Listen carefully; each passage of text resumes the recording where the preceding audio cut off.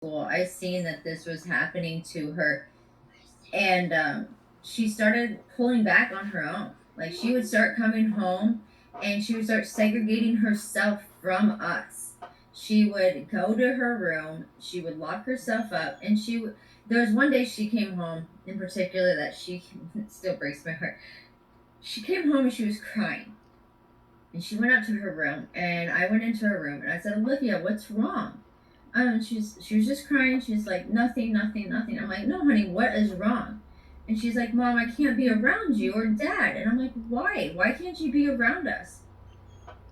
And her teachers and them were telling her that if she was around us without her mask, that we were going to get COVID and she was going to kill us. So that's the kind of fear that they installed into her little brain, Sick and she soaked bastards. it up like a sponge and held on to it because she didn't want to hurt somebody. And she's like, "Mom, I just rather wear a mask and be sick than make you die." Wow. Oh, wow. Wow. So I mean, I did end up pulling her from school that year because it was just having such an effect on her emotionally that I didn't want her to feel any more pain than she had to endure.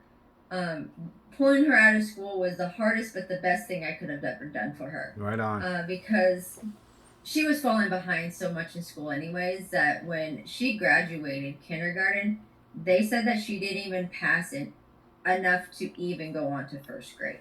They just pushed her on because of the no kid left behind type bill. So she had to take summer school, or whatever. So summer school was a little bit easier because we had gotten the law passed and there wasn't as many kids. So she actually enjoyed summer school, which was nice because she wanted to be around kids. She wanted to experience what school was like. But because she had such a hard time the first like year, she was hesitant. So we did go back to school. I think she was there most of her first grade year, if not all of her first grade year. And it was hit and miss. A lot of the teachers kind of left her alone. And then, but by the end of the by the end of the first grade year, they were starting to bring in the national sex education stuff through the DEI program.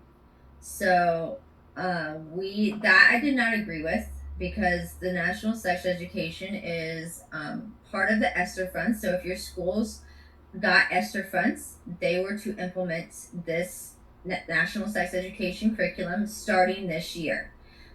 So I was like, not okay with that. If you go to my website, you can also see under the national sex education, there's some highlighted pages that talk about how they were going to start asking kids as young as kindergarten and first grade what pronouns they wanted to be for the day, what gender they were, and they were really starting to push that ideology on the kids as young as first and second grade. Wow. And I was not okay with that. I was like, yeah, no, this ain't happening. So I pulled my kids out completely. This last year, they did not go to school. Right on. Luckily, we did find a private school here this last January, that accepted it. I went through the curriculum. They did not have anything like this. So we did put them in private school. I liked homeschooling, but it was hard for me to do because it felt like I was trying to um, learn to teach basically. So I'd have to learn what I'm trying to teach them, and then turn around and teach them. And I'm not that great of a teacher, so it was very frustrating for me.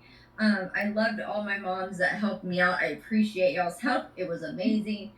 It's just very hard the first year, but we were blessed to be able to put them in private school this year, which is great because I see a lot of kids. My daughter would have been fifth grade this year. My um, baby number 4, she is. I'm trying to think what number.